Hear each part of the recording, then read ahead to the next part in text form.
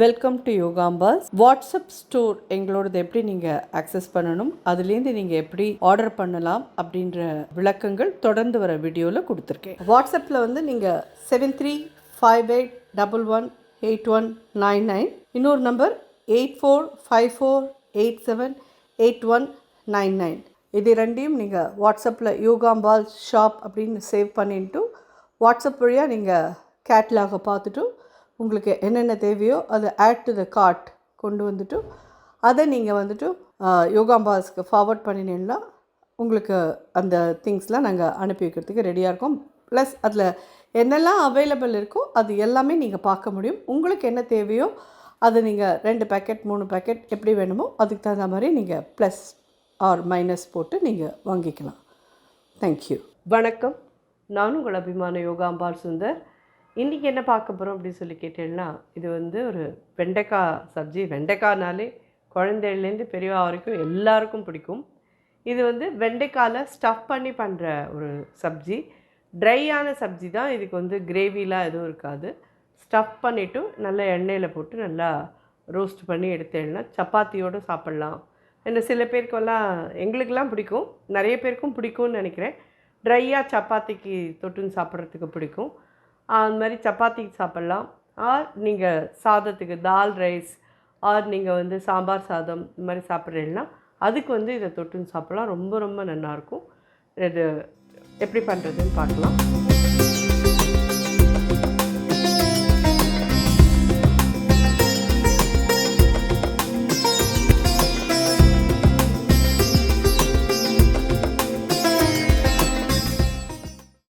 So வெண்டைக்காய் அந்த மாதிரி குட்டி குட்டியாக வாங்கிக்கோங்க. வாங்கிட்டு வாஷ் பண்ணிவிட்டு ஈரம் இல்லாமல் தொடச்சி விடுவோம். ஈரமே இருக்கக்கூடாது, அதில் நல்லா ஈரம் போக தொடச்சிடுறேன். அதுக்கப்புறம் இந்த மாதிரி கொண்டையை கட் பண்ணிவிடுவோம். பாட்டமில் கொஞ்சமாக கட் பண்ணிவிடுவோம். இதை இப்படி பாதி தூரம் தான் ஸ்லிட் பண்ணணும், முழுசாக பண்ணக்கூடாது, பாதி தூரம். திருப்பி இன்னொன்று பண்ணுறேன். இந்த மாதிரி நல்லா ஈரம் இல்லாமல் தொடச்சிக்கோங்க.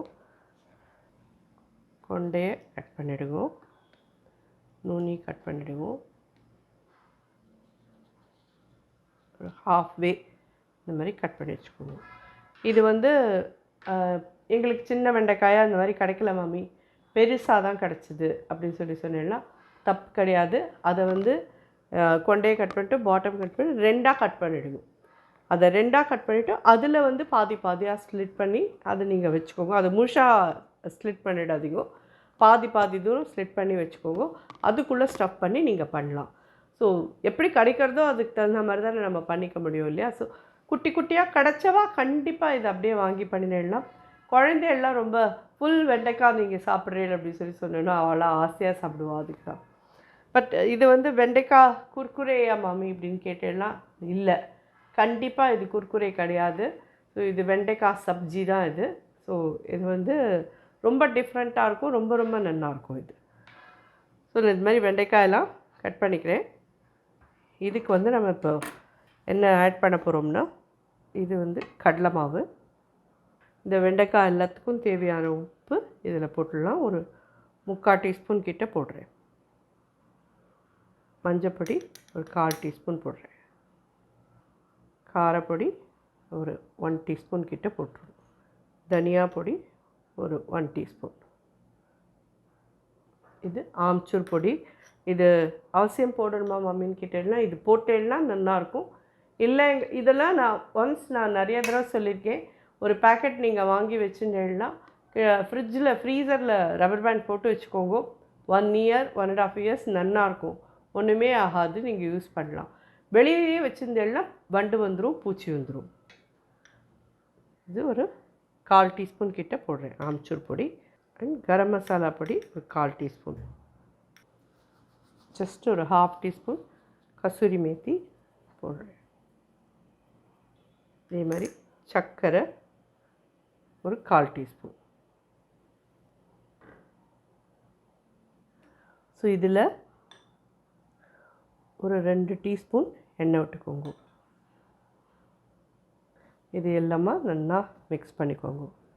உப்பு, சர்க்கரை, மசாலா பொடி, மஞ்சப்பொடி, காரப்பொடி, தனியா பொடி, எல்லாமே மிக்ஸ் ஆகணும் நல்லா.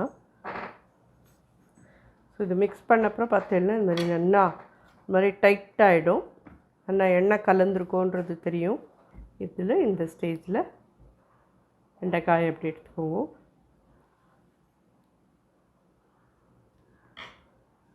இந்த மாதிரி ஃபில் பண்ணுங்க.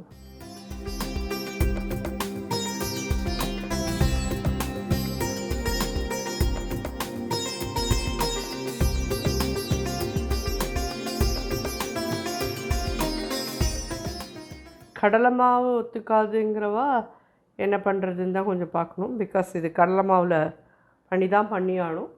இந்த மாதிரி எல்லாத்தையும் ஃபில் பண்ணிவிட்டு வந்துடுறேன்.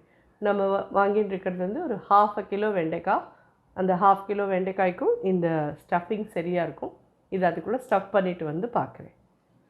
இது பார்த்தீங்கன்னா ஃபுல்லாக ஸ்டஃப் பண்ணி எடுத்து வச்சிட்டோம். நம்ம எடுத்துட்டதுக்கு இது கரெக்டாக இருந்தது. ஃபுல்லாக எல்லாமே ஜோராக ஸ்டஃப் பண்ணி வச்சாச்சு.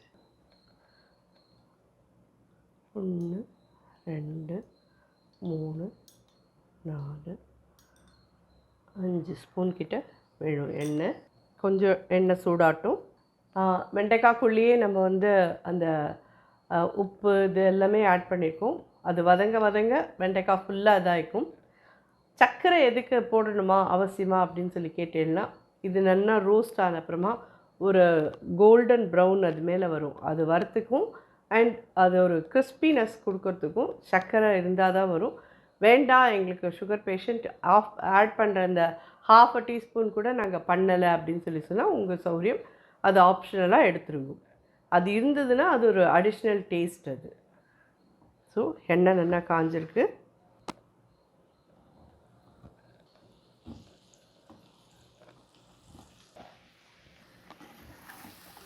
அடுப்பு சின்னதாக வச்சுக்கோங்க. கடலை மாவுக்கு அதுக்கும் ரொம்ப தீஞ்சு போயிடும் அது. அதனால் சின்னதாக வச்சுட்டு பண்ணுங்க. நம்ம விட்டு அந்த 4 ஸ்பூன் எண்ணெய் எங்கேன்னு கேட்குறது தெரியல. நீ எண்ணெயே விடலை அப்படின்னு சொல்லுறது. ஜஸ்ட் இந்த மிக்சிங்லாம் இருக்குது, பவுடர் மிக்சிங் இருக்குது பார்த்தீங்களா, அதெல்லாம் நீங்கள் முத நாளே வேணாலும் பண்ணி எடுத்து வச்சுட்டு நெக்ஸ்ட் டே காத்தால் நீங்கள் கடன்னு குழந்தைகளுக்கு வரைக்கும் ஒரு 10 வெண்டைக்காய் அந்த மாதிரி ஸ்டஃப் பண்ணி எண்ணெயில் போட்டு நல்லா இது பண்ணி கொடுத்துருந்துச்சேன்னா ரொம்ப சமத்தாக சாப்பிட்டு வந்துடுவா. அவ்வளோ பிடிக்கும் இந்த வெண்டைக்காய் எல்லாருக்கும். இனிஷியலி இது சின்னதாகவே இருக்கட்டும். மூடியும் போட்டுடலாம். நல்லா வதங்கட்டும். இன்னும் 1 ஸ்பூன் கூட எண்ணெய் விடுறேன்.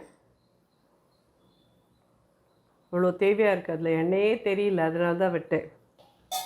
மூடி போட்டு ஃபஸ்ட்டு ஒரு 2-3 மினிட்ஸ்க்கு இருக்கட்டும். திருப்பி எடுத்து கலருவோம். அதுக்கப்புறம் ஒரு 2-3 மினிட்ஸ் திருப்பி மூடுங்க. அதுக்கப்புறம் மூடவே வேண்டாம். 2 தடவை மூடினேன்னா போகிறோம். அதுக்கப்புறம் நீங்கள் அப்படியே மெதுவாக ரோஸ்ட் பண்ணிகிட்டே இருந்தேன்னா ஜோராக ஆகிடும். இந்த 1/2 கிலோ இதுக்கு எவ்வளோ நாழி மம்மி ஆகும்னு கேட்டேன்னா ஈஸியாக ஒரு 20 மினிட்ஸ் ஆகும். நிதானமாக வச்சு பண்ணினேன்னாலும் 20 நிமிஷம் 25 நிமிஷத்தில் ஆகிடும். பட் ஸ்டஃபிங் மட்டும்தான் இங்கே நமக்கு வேலையை ஒழிய இதெல்லாம் அழகாக குவிக்காக ஆகிடும். ரொம்ப ஜோராகவும் இருக்கும். கண்டிப்பாக இது நீங்கள் எல்லோரும் நிச்சயமாக ட்ரை பண்ணிவிட்டு உங்காத்து குழந்தையெல்லாம் சாப்பிட வச்சுட்டு எப்படி இருந்தது எனக்கு சொல்வேன் பாருங்க. வெயிட்டிங் உங்களோட பதிலுக்கோசரம். இது ஆகட்டும், நம்ம பார்க்கலாம். முதல்ல ஒரு 2 தடவை அது மாதிரி மூடி வச்சு வதக்கினேன். அப்புறமா ஒரு 10 நிமிஷமாக அது மூடாத வதங்கின்னு இருக்குது. நம்ம சர்க்கரை போட்டதுக்கு உண்டான இது தான் இப்படி. இது இந்த சைடு அப்படியே கிறிஸ்பியாக இருக்கும். அப்படியே இந்த மாதிரி எல்லாத்துலேயுமே இருக்கும். இதெல்லாம் தெரியறது இல்லையா உங்களுக்கு? என்னால் கையில் தூக்கி காமிக்க முடியல சுடுறது.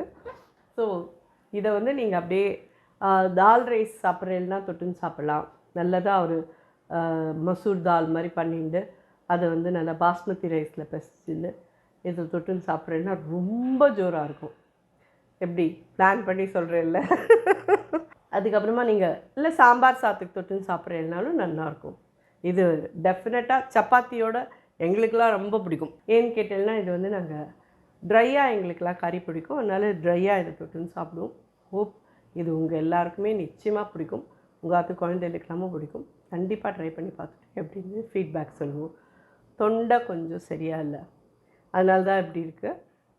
இதெல்லாம் சகஜம் இல்லையா? யோகாம்பாலோட இதில் எத்தனை தடவை பார்த்துருப்பேன் இதெல்லாம். ஸோ ஸோ அதனால் அதெல்லாம் பற்றி மைண்ட் பண்ணாதீங்க. கண்டிப்பாக ட்ரை பண்ணி பார்த்துட்டு எப்படிங்கிறது ஃபீட்பேக் சொல்லுங்கள். நன்றி, வணக்கம்.